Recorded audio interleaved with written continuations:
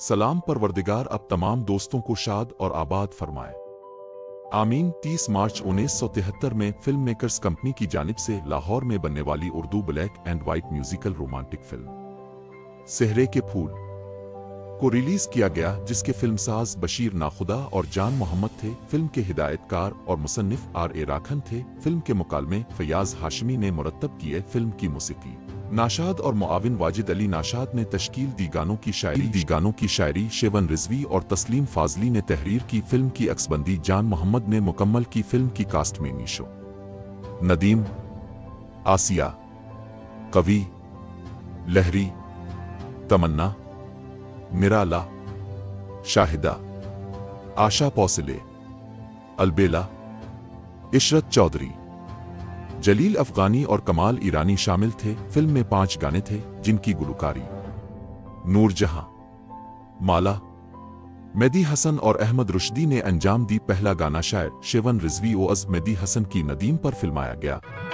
आज तक याद है वो प्यार का मंजर मुझको, जिसकी तस्वीर निगाहों में लिए फिरता हूँ, आज तक याद।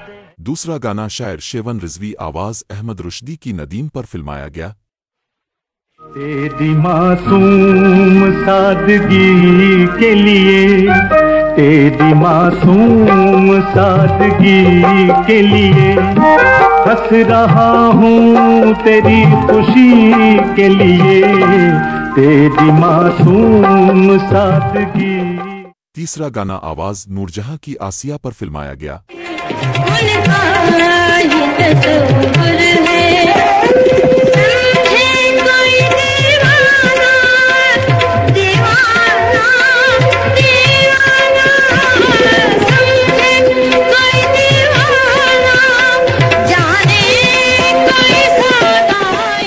चौथा गाना शायर तस्लीम फाजली आवाज माला और अहमद रुश्दी की। जिंदगी गीत है मोहब्बत का, और इस गीत की सदा तुम हो। मेरी दुनिया बदल गई तुमसे। पांचवा गाना आवाज नूरजहां की आसिया।